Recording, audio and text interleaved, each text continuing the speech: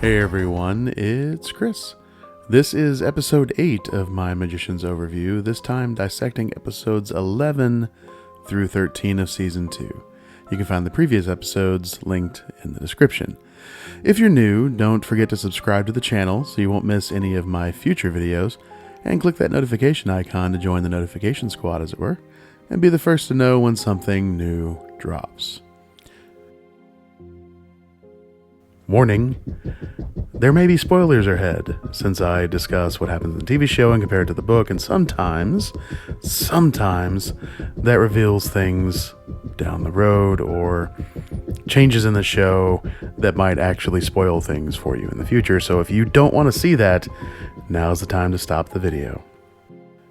Okay, by now, hopefully you know the drill and all of that stuff, so we're just going to jump right in.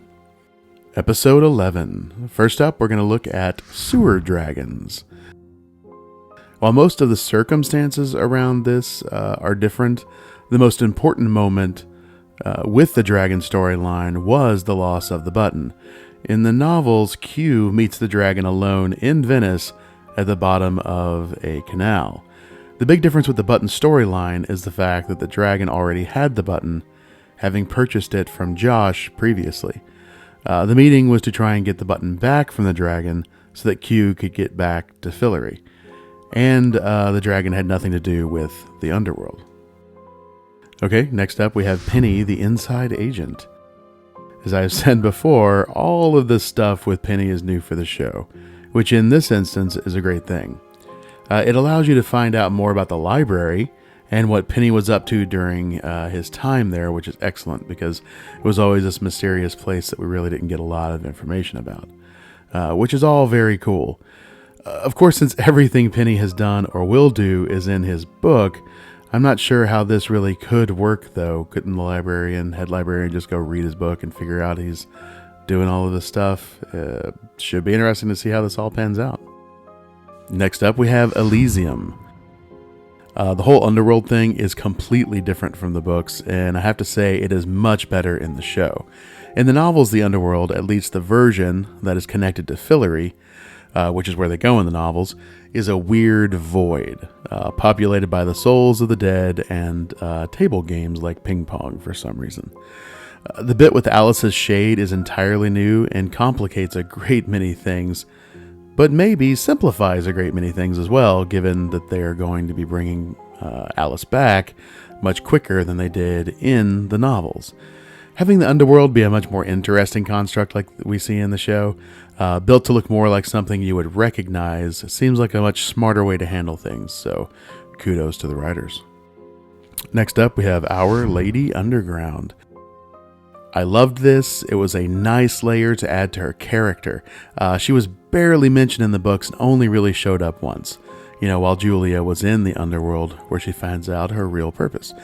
I do like the reason for visiting the underworld better in the show than we saw in the books, although I do miss this passport gag from the novels that actually becomes important later on.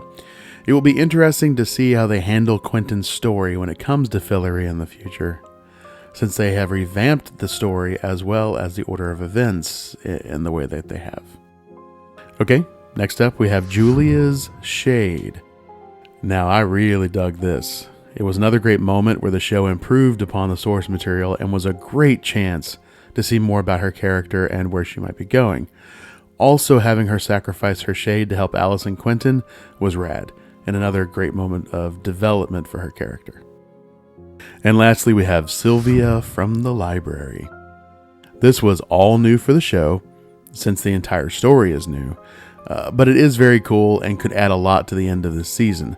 I really love the bank heist angle that is forming between Penny and Sylvia, although it was a bummer that she was killed so quickly. If she is dead. We don't really know anything other than presumably Penny left her there as she requested.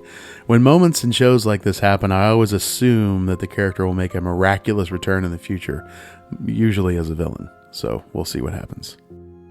Okay, on to episode 12. First, we're going to look at Niffin No More.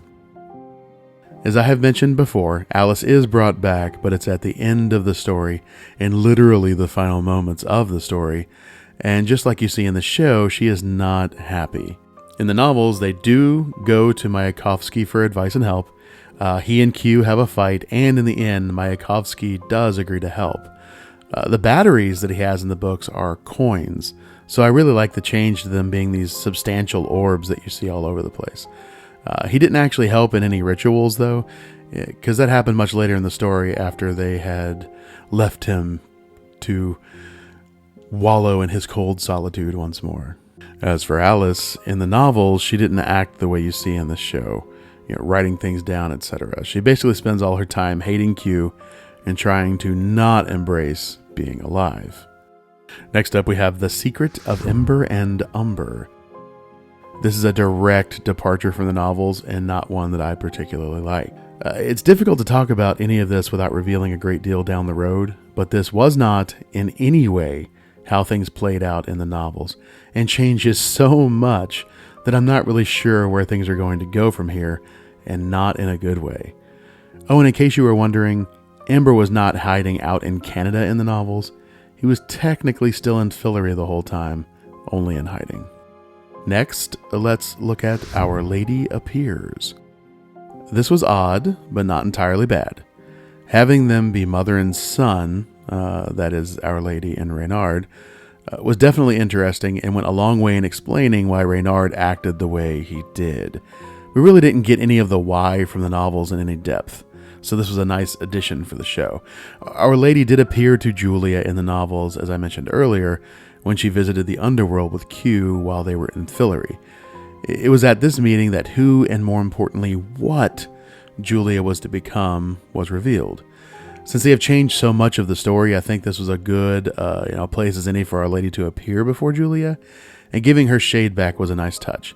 I still hope they do the full story of Julia, though. It's pretty ace. Okay, and finally, we've reached the end of this season with episode 13. We're going to talk about, first, Ember the Narrator. Yeah, I hated the opening of this episode. Turning Ember into this idiotic caricature is irritating and not really that much of a boost to the story. I'm just irritated, so I'm just moving on. Moving on to Julia whole again. This, however, was great. Having her get what she wanted, then dealing with the ramifications of that decision was just fantastic. I also loved that in the midst of this, Elliot walks in and shows again why he is the best character on the show. From a writing standpoint to the execution by Haley Appleman, it's all just fantastic. Okay, next up we have Cube World. This is new for the show and a massive departure from the story. While technically Ember and Umber created Fillory, it wasn't so disconnected from their own well-being as we see in the show. They and their very existence were linked, the Ember and Umber and Fillory. One couldn't exist without the other, so the idea that Umber would make a new world on his own was just not in the cards. He really even couldn't do it. So that was just weird. Next up, we have the death of Ember and Umber. While this happened in the novels, at the end of all things basically, this was just wrong and robbed Q of the most important moment of his story, where all the potential that his character had was finally paid off. And he does something truly wondrous, necessary, and truly magical on a scale that had never before been attempted, let alone achieved by any other magicians. In the novels, this moment comes after they have saved magic from being shut off by the old gods, as opposed to before. Also, it's important to note that in the novels, both Ember and Umber are killed, but they choose to die for the good of all, as opposed to Ember killing his brother and then being murdered by Q. The life cycle of Fillory is tied to death and rebirth. The Fillory we see in the novels and the show is only the current incarnation of that magical realm.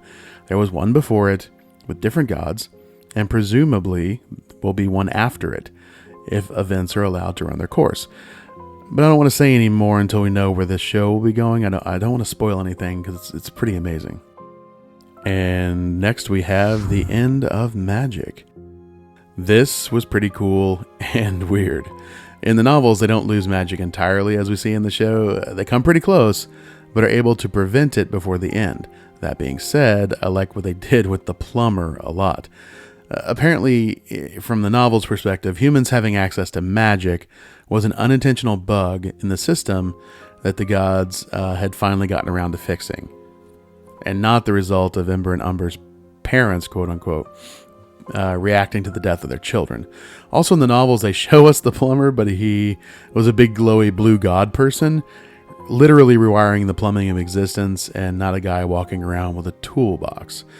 It was a great way to show what is happening in a way that we could understand, and do so in a way that is financially viable and cinematic. So great solution on the part of the writers for that one. And lastly, closing out this season 2, we have Or Is It? So I was hoping that they were going to keep this part of Julia's story intact, and it looks like from the ending of this episode, coupled with the exchange earlier between our Niffin monk and Alice, that they are indeed going to pay this off. I can't really talk about it much, but I'll just leave you with this one thing. Apparently, if you are magic, then you still have access to it.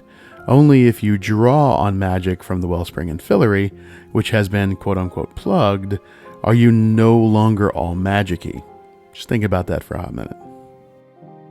Okay, that is it for Season 2. Which, of course, just means we're going to start on Season 3 on Friday. God, another great season. For all the changes that they've made to the story from the novels, and many of the changes are excellent and make the story so much better. There are a few that I question, and I think they kind of compromise the integrity of the story and a lot of the characters. With all of that said, this is one of the most fun shows that I've seen in a long time, and the cast is fantastic. Okay, that is it for me for this video.